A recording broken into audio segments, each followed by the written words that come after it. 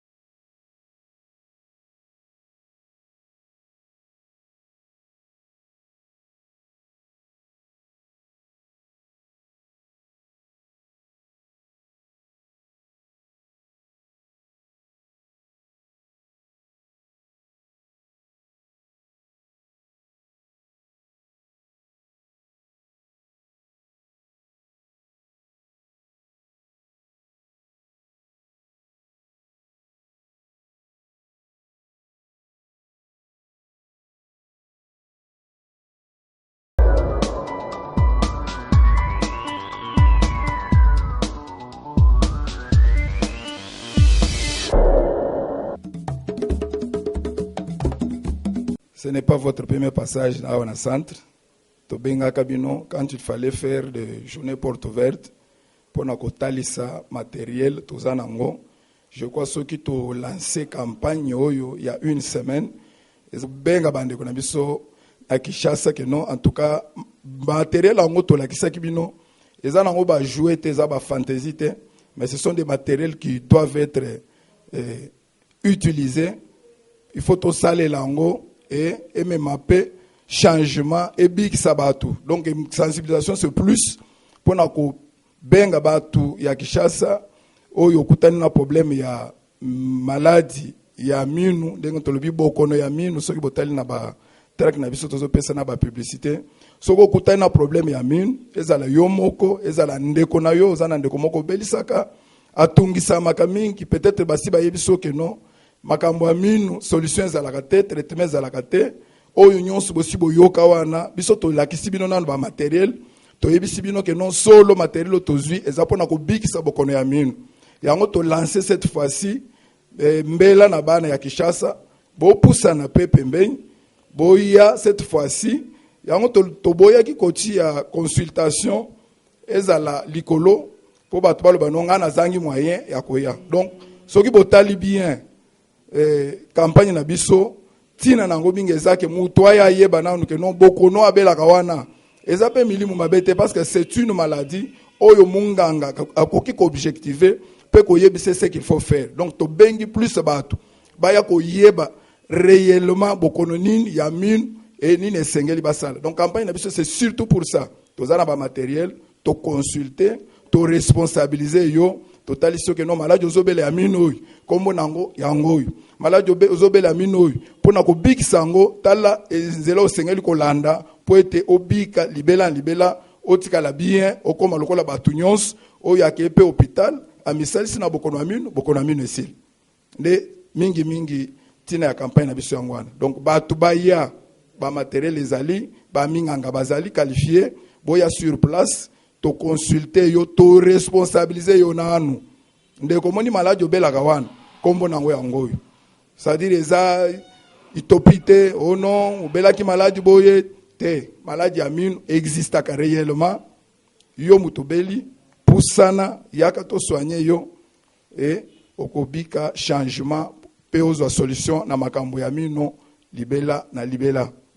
Adresse ya hôpital na biso eza na route de Matadi, croisement route de Matadi na avenue de la République numéro 2. Donc soko ulongwe référence eza mingi na re DGC barré, soko komi na DGC barré, osane tuzo mata ko kende IPN na nzela wana koluka même station ya barré, station essence ya barré, opusani liboso avenue de la République, croisement avenue de la République eza avenue Kota, mais référence monene eza route de Matadi, lokolo yango continuer mais place kak avenue de la République ezo bandela de place hôpital Voici l'homme ezali pona kozala sûr tuna pe bato nzinga nzinga parce que bato akotoyo basi bayoki sango bayebi bako faciliter yo kishasa soki mutu azana adresse abungaka te ba porte na biso ezo fungwama to bandaki depuis mukolo ya lundi 9 octobre tokosilisa mukolo ya samedi 14 octobre tozo fungola ba porte na biso à partir ya 8h30 de 8h30 jusqu'à 15h30 mais soki musale ezali lokola biso nde tobengi bato bomoni ere tozana bino awa tositoliki 15h30 na 16h pile koteseleki donc nous sommes là au service ya population.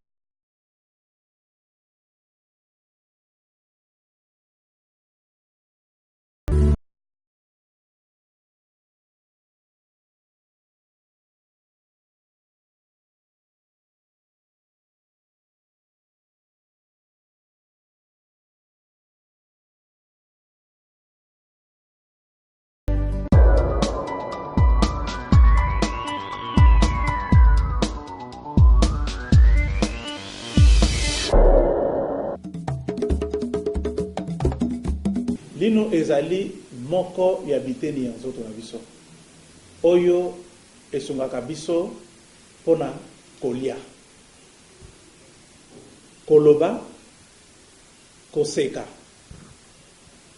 et pas banyama lino esungaka pe même pona défense hein? Alors lino ezali makasi koleka même mokuwa eza eteni moko nzoto ezaka makasi mingi po parti nango ya libanda o babengi emai. Emai. So que dessin lino moko za awa to bunda kaka na oyo. Parti ya libanda oyo babengi emai. Polino za na biteni mibale. Eza na mutu nango o to mona ka libanda na kati ya monoko na o na ko benga mokila. Oyo eza na kati na sedon. Il y a la couronne et la racine. Alors, mutu nango oyo ezali constitué na partie ya liboso eza o to bengi emai. Et l'émail, c'est le tissu le plus dur. Et ça m'a cassé pour le même moko. Alors, après émail, balandi na dentine. Oh, ils ont tissu, ils ont presque sensible, ils ont sensible, pour ils ont pembeni ya pulpe. Pulpe nde partie oh ils ont na misisa na baner. Yango mona ka mutu line to boki moki azo capacité après bani ko capacité na niveau ya oh, le chaud, le froid azo comment sensibilité. Donc, il bandit déjà entamé côté Oyo et Zalina Misisa. Donc, l'inu toroba, en général, il y a deux parties. Couronne tomotu, na mokila, otobengi racine. Ok. Denture, il y a deux façons, il y a éruption. D'abord, il y a l'éruption, il y a denture lactéale.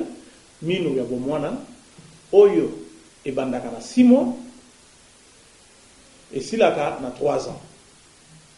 Voilà des dentures lactéales. C'est une denture appelée à disparaître.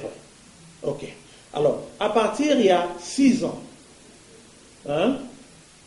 denture il y a kimokolo yobandi kobima. Minu ya kimokolo na yobandi kobima et kokuta na seconde minu ya bomwana. Parce qu'il y a bomwana nyonso kolonga mbala moko te. Donc il y a kimokolo yobandi kobota, il y a bomwana pesa na kati ya monoko, ndengo to bengi denture mixte. Donc il y a mélange entre la denture lactéale et la denture temporaire. Et la denture permanente, je m'excuse. Alors, à partir, il y a 14 ans déjà. En tout cas, toutes les dents lactéales et causation dans mon côté. Moi, je suis minu oyo to bengi, les dents permanentes. Mais nous se silité. Pour ils ont minu oyo to bengi, dents de sagesse. Wana eyaka, à partir yaba, c'est dépend yaba tout, 20 ans, 19 ans peut-être. Moi, je suis oyo awa. Azana binu dans de sagesse et bimina à 19 ans. Les autres ont dit ça. Donc ça dépend, 19 ans, 20 ans, 21 ans. Il y en a même jusqu'à 25, 26 ans, des lignes à sagesse et bimina. En tout cas, minu, ils ont un problème et belé. Minu, ils ont un problème, ils ont et belé. En tout cas, ce qui n'a pas dit que le numéro en haut, les lots, total. Mais je peux quand même expliquer en général. Oyo est un problème essentiel ya mine. Pour nous, liboso est un motion soyebi carie dentaire. Carie dentaire, c'est une maladie post-éruptive. Maladie moko eyaka kaka soki li nesi bina monoko. Et koko ya teli nesi na kati ya mosisa, na kati ya moko ate. Tango ko mana monoko. Nde maladie wana eyaka. Eyaka ndenge nini? Ba suka litoliaka. Ba bonbon. Biloko wana eza décomposé na monoko na biso par les micro-organismes. Ba microbe eza na kati ya monoko na biso to vivaka nango. Microbe wana siko eko décomposer sucre wana.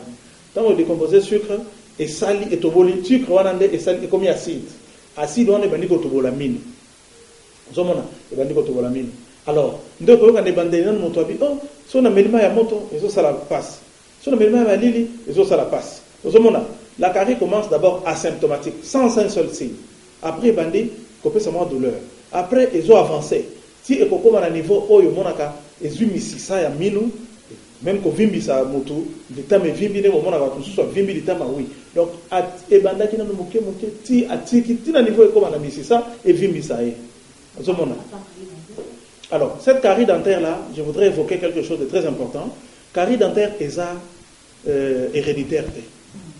Ote pour maman ça la carie dentaire, yango pe ezunga te. Carie dentaire est contagieux te. Que non, le quoi moi si ça la carie dentaire et tu peux mobilité. Et c'est la kabongo te. Opo meli ko pour moi na moto, ça la carie dentaire yango pe ezunga te. Transmettre à son enfant les tissus dentaires susceptibles de développer la carie. C'est-à-dire papa ça na mine ça na banzela mine. C'est la mine belé. Bien espacé Voilà. Le diastème comme on appelle ça. C'est que yo botimona azio la banzela mine wana. Lieu de prédilection pour la carie. Ozomona na kati banzela mine wana nde ba sucre zo vanda. Ce qu'on brossaka après chaque repas, tu sucre et vanda wana et comme ça n'engeni et comme banda comme ça c'est quoi otobola mine pour ça la carré. Donc mon papa ça la carré, mon appelle ça la carré. Et ça que papa appelle si mon la carré, de toujours le plan héréditaire. Non. Et ça que papa appelle si mon a tissu, oh ils sont susceptibles de comme ça la carré. Donc ce qui moi a tout si ba hygiène naie à cause de carré, t'es malgré papa ça. C'est un peu ça. Mais ce n'est ni contagieux ni héréditaire. On a vu ça, il y a encore que vendre la terre à Kachali, à vendre la terre.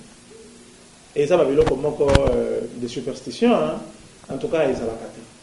Tradis praticiens, en principe, dans d'autres pays, ce sont des gens qui sont encadrés. Par qui, si vous avez beaucoup de Kowana, et pour qu'ils soient encadrés, peut traiter, étudié par des scientifiques, mais ndenge bazo salela na mboka na biso nde eza malamu te parce que au monde moto yana malade minu bazu biloko wana batie na kati ya minu. La plupart des gens que nous recevons ici avec des caries compliqués en phlegmon, c'est-à-dire vimbi, hein, sali absédentaire, biloko wana ezaka na ote pa nganga oya ba tradis praticiens. Otomona ba biloko wana eza malamu te. Pour éviter maladie à minu, la meilleure façon c'est l'hygiène bucco-dentaire. L'hygiène bucco-dentaire et l'hygiène diététique. Je parle d'abord de l'hygiène diététique. Colia ba bonbon, ba biscuit, des sucres collants, sucre oyezo kangana mineur eza madame. De deux, après chaque repas, il faut que ce soit la monocan. Il faut que ce soit la monocan. Par exemple, chaque matin, les enfants qui vont à l'école, je sensibilise toujours les enfants dans des écoles. Bana, au mona aliena nous, à rincer dans nous des alliés, ciment. À rincer monocan, aliena ciment. À quelle classe? Des bruits alimentaires, on a des microbes, on a besoin de tout le temps à siko awa. Et développer kango, et décomposer kango. Et comme il y a acide, on a de rincer après avoir mangé. Ceux qui m'ont dit, à rincer, à lier, mais abima bongote, à rincer les sous. Et puis, après chaque repas, il faut qu'on soit la monocan. Avant qu'on l'a, il faut qu'on soit la monocan. Ceux qui m'ont dit, la bongo, alors ce malade est minute. Mais en dehors de ça, parce qu'il n'y a pas que la carré. La technique de brossage. Dans la technique de brossage, la moindre des choses, c'est d'abord d'éviter les brosses dures. Brosse où il y a makasi wana ça bien té. Hein? Ma kotanga komboté mais dans la brosse monsieur ça vraiment makasi, on dit que yo ndé a bien. Té. Et kuba vraiment. Té. Brosse il fait à la souple. Brosse il fait à la souple. Ozomona tant brosse ça makasi, ozo brosser minou, au monde ils ont la carte à traumatiser ba gencive na yo parce que là-dedans a aussi c'est tissu de soutien. Tissu de soutien on a soké bandiko liama. Et bandiko liama lino tellement libanda moke ndoko ka mutolobi na zoka mingai na minu. Mingai na minu. Et ça à cause il y a brossage traumatisant. Ozomona il faut qu'on luka brosse moko souple. Brosse moko souple. En dehors de brosse souple, il faut pour éviter qu'on utilise ba biloko neti ba konika minu na ba makala hein ba biloko bon ça mala monter pe bisaka minu. Ozomona maman. Alors, maintenant pour brosser la dent, aussi brosse souple. Ozomona, brosse na yope il faut pas ezanga ba fil. Ezanga mutu mususu fil la brosse ici sili et comme il le voit mon sapina olo. Hein?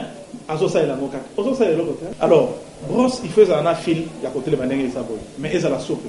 Maintenant comment brosser? On brosse du rose au blanc. C'est-à-dire okolongwa na gencive. Hein maman? Olongo na gencive na yo. Olongo na gencive eza awa. Olongo na gencive na yo ozokende na courant. Ozomona. Hein? Boye. Hein? Ozomona. Mino likolo osali boye. Ozolongo na gencive ozokende na courant. Hein? Du rose au blanc. Ko sala boyete. Eza mabe. Sala kandeko. Hein? Tina kati kuna. Hein? Même la C, ozo sala boye. Alors, ceux qui ont coquille comme ça la boye, ils ont ici katolé la. Vous avez wana dépasse sa mastication comme ça la boye. Mais ici comme ils sont ça la kaka boye. Parce que tant que ça la boye, horizontalement, boye, aux autres c'est même des biens alimentaires, on a 4 mines au sous. Et ok, nous comme ça sous mine. Donc il faut faire verticalement, du rose au blanc. Wana ozobenda même oyo eza na kati wana ezobima mpe omonaki minu na yo ekoumela ba gencive na yo ekozala kaka intact mpe okoumela na minu na yo kitoko mpona bapate nakoki kosala publicité ya pate moko awa te mais botala kaka pate oyo eza na fluor oui pate dentifrice oyo eza na fluor nde bokosomba oyo ekosonga bino malamu. Bon, pour un problème à l'aine buccale, le premier secret c'est d'abord une bonne hygiène buccale. Chaque fois après repas. Mais de deux, carie dentaire peut ça l'aine buccale. Problème il y a tissu de soutien à minu. Misuni o et kangi minu. Peut ça l'aine. Le lait mon souvent souvent la bien té. Peut ça mauvaise haleine. Donc mauvaise haleine o motoso ça la hygiène na yendenge sengeli. A sokoli minu. A sokoli le lait mais sur le zakaka wana il faut mon abiso. Au total là ce qui carré dentaire eza niveau nini pe ça solo na monoko to eloko moko et ce que ça so voilà nazo benga bato ya Kinshasa nyonso hôpital voici l'homme hospital a fongoli service à dentisterie pour nabino alors toza la campagne moko tozo sala consultation et ça kaka na 2000 francs ya pamba d'ailleurs consultation est gratuite mais fiche na yondo pesi 2000 pour la fiche kobanda lundi to bandaki lundi au lobby et aussi la samedi prochain samedi le 14. Alors, campagne wana, ils ont un avantage na bino nyonso. Tango bokoya, même nos soins, to kitisi on va prendre ma casse pour saison na campagne pour que les gens baillent bas service na biso. Nous sommes très bien équipés. Nous avons des détecteurs à ultrasons, nous avons du matériel sophistiqué pour la ressource bino. En tout cas, bon occasion boya pour mon abiso, vous ne serez pas déçus.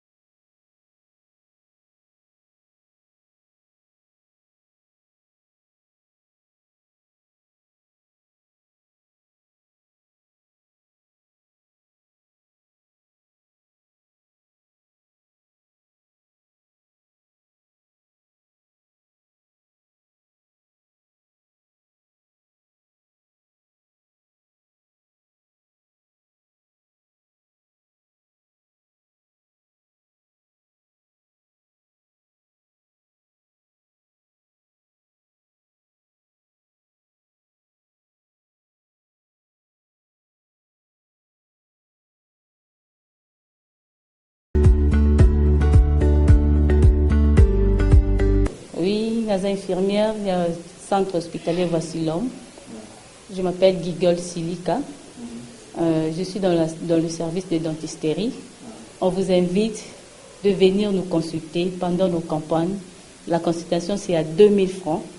2000 francs seulement et vous allez être consulté. On commence chaque jour à 8h jusqu'à 15h30. Mais s'il y a des gens à 15h30 ou 16h, on est là à votre service. Venez nombreux, venez nous visiter et vous serez satisfaits.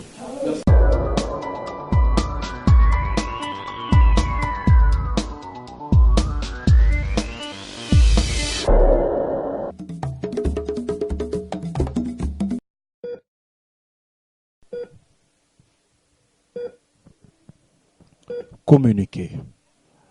Vassilom Hospital VHH organise de consultations dentaires à 2000 francs seulement à partir du lundi 9 octobre 2017 au samedi 14 octobre 2017 de 8h à 15h30. Adresse 2 croisement des avenues République et Manenga sur route de Matadi. Commune de Ngaliema à Binza Ozen. Référence station barrée DGC. Cordial bienvenue à tous.